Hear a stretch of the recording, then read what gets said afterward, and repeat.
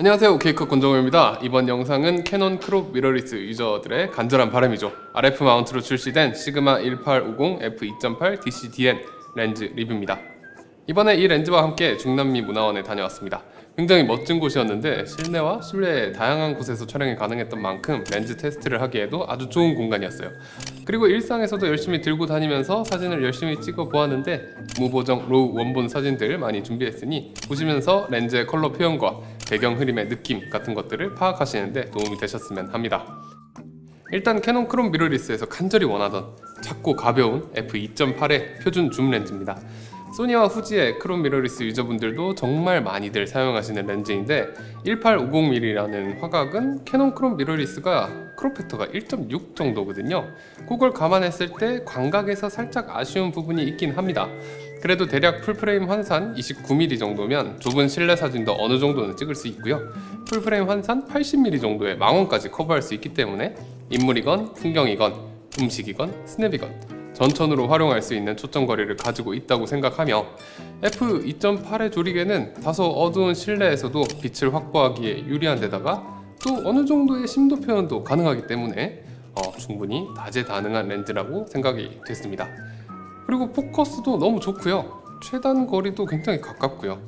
거기에 선예도와 발색도 아주 좋았기 때문에 일상에서 가볍게 활용할 크롭바디용 줌 렌즈를 찾으신다면 특히나 캐논 RF 마운트에서는 대안이 없는 렌즈입니다. 네, 외관 및 기능부터 한번 살펴볼게요. 워낙 유명한 렌즈잖아요. 그래서 사실 모르시는 분들은 없을 것 같은데 그래도 한번 살펴보시죠. 일단 굉장히 작아요. 계속 얘기하지만 굉장히 작습니다. 캐논의 RF 마운트는 구경이 크기 때문에 아무래도 아래쪽이 좀 불룩하긴 한데 아무튼 그럼에도 불구하고 굉장히 작고 가벼운 렌즈임에는 틀림이 없어요. 무게도 고작 300g이고요. 최소 길이는 대략 7.5cm, 최대로 줌을 해서 길게 빼도 대략 9.7cm 정도밖에 되지가 않습니다. EOS R50과 같은 작은 카메라와 조합했을 때는 정말 좋은 모습을 보여주고요. EOS R7처럼 조금 큰 카메라와 조합을 하게 되면 렌즈가 너무 작은 거 아닌가 싶을 정도였습니다. 렌즈의 디자인도 심플하고 좋고요. 특히나 이 캐논 카메라랑 일체감이 정말 괜찮지 않나요? 그리고 앞에 보면 줌링이 있습니다. 줌링은 적당한 압력의 감도도 좋고 돌려야 하는 거리도 짧아서 굉장히 사용하기 좋았고요. 뒤쪽의 포커스링은 아주 부드럽게 돌아가는 느낌으로 세팅이 되어 있습니다. 또 필터 직경은 55mm고요. 예쁜 화형 플라스틱 후드도 함께 들어 있습니다.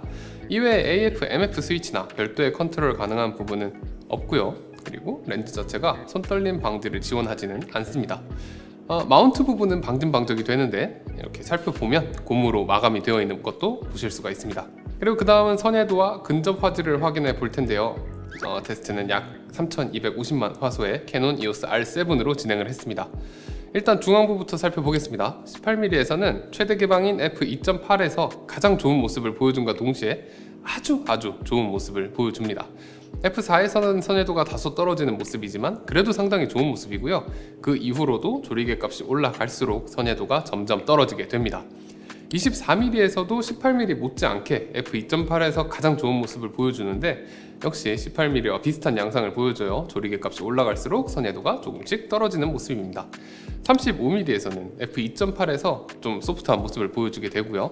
f4에서 선예도가 좋아졌다가 f5.6부터 다시 선예도가 떨어지고요. 50mm에서도 35mm와 마찬가지입니다. f2.8에서 소프트하지만 f4에서 조금 좋아지고 다시 떨어지는 모습을 보여줘요. 극 주변부의 경우 광각이든 망원이든 상관없이 모두 f2.8에서는 살짝 소프트하고요. f4에서 좋은 모습을 보여주게 되고 그 이후로는 선예도가 점점 떨어지는 것 비슷합니다.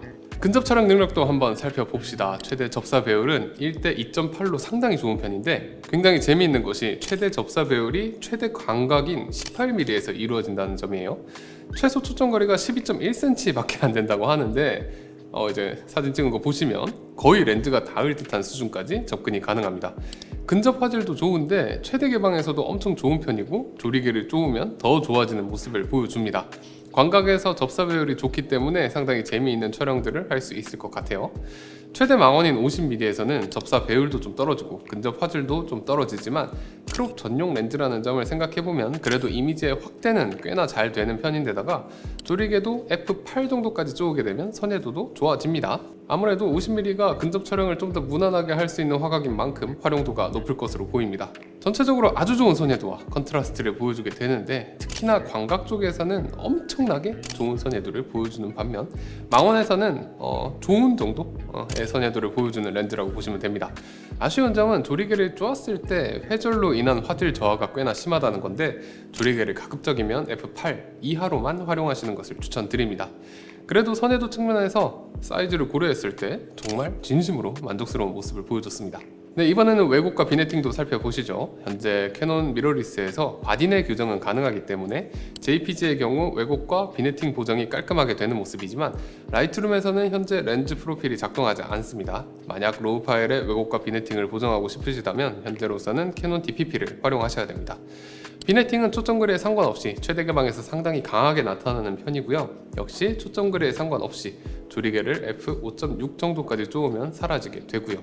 왜곡의 경우에도 50mm와 35mm에서는 핀쿠션, 24mm에서는 배럴 디스토션이 발생하고 특히나 18mm에서는 굉장히 강한 배럴 디스토션이 발생하게 됩니다. 네, 이제 포커스 성능도 살펴보겠습니다. 스태핑 모터를 탑재한 이 렌즈의 오토포커스는 포커스할 때 소음 전혀 없고요. 충분히 빠르고 경쾌하고 정확한 모습을 보여줬습니다. 포커스 브리딩의 경우 정말 인상적인데 전 초점 구간에서 포커스 브리딩이 정말로 잘 억제되어 있어서 영상 촬영할 때 상당히 좋은 모습을 보여줄 것 같습니다. 다만 아쉽게도 팝포커를 지원하진 않고요. AFC로 놓고 줌을 할 때도 부드럽게 따라붙지는 못하는 모습이라서 줌을 하면서 정확한 초점을 맞추는 영상 촬영 같은 것들 할 때 다소 제약이 있겠습니다.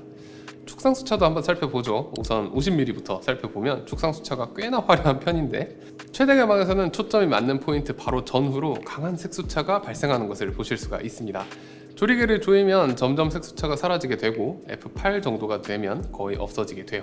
하지만 18mm에서는 축상수차가 상당히 잘 억제되어 있어서 최대 개방에서도 상당히 좋은 모습을 보여주고요. f4 정도만 되어도 거의 없어지고 f5.6 정도 되면 거의 완전히 사라집니다.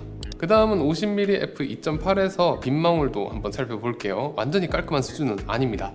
테두리에 색수차도 나타나는 데다가 빗망울 안에도 살짝 지저분한 패턴들이 남아있어요. 그래도 7개의 조리개날로 이루어진 동그란 형태는 상당히 나쁘지 않았고요. 이 형태는 조리개가 5.6 정도가 되면 뚜렷한 칠각형으로 바뀌게 됩니다. 주변부의 형태도 최대 개방에서는 약간 레몬 형태로 나타나게 되는데 f5.6 정도가 되면 칠각형으로 형태가 온전하게 바뀝니다. 18mm에서는 그래도 상당히 깔끔한 보케를 보여주게 되고요. 테두리의 색수차 같은 것도 거의 눈에 띄지 않았습니다. 실제 촬영본에서 보여지는 배경 흐림의 퀄리티는 절대 나쁘지 않았어요. 포커스가 맞는 부분과 포커스가 나간 부분 사이에 전환되는 부분들은 굉장히 깔끔하고 부드러웠고요. 일반적인 상황에서는 배경도 깔끔하게 표현이 됩니다.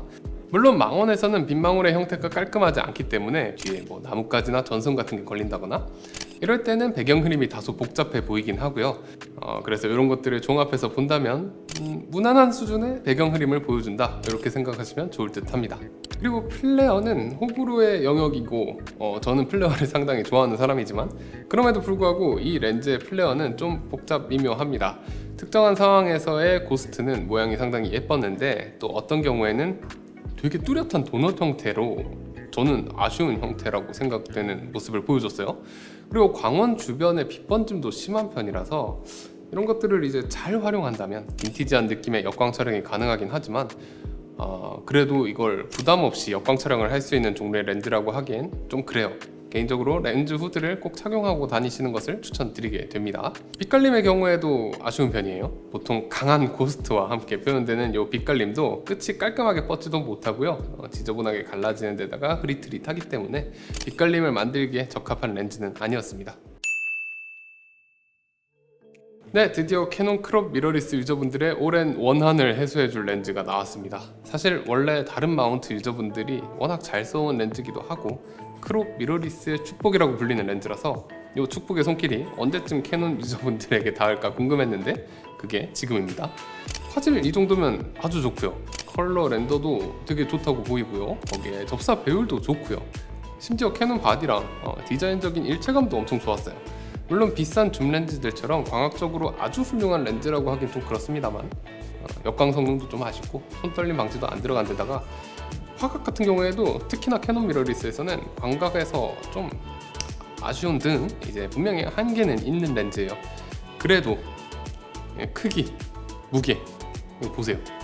이게 휴대성에서 너무 사기잖아요. 이 정도의 경박 단소 장점과 맞바꾼 광학적 약점들이 이 렌즈의 가치를 크게 떨어뜨릴 정도는 저는 절대 아니었다고 생각을 하고요.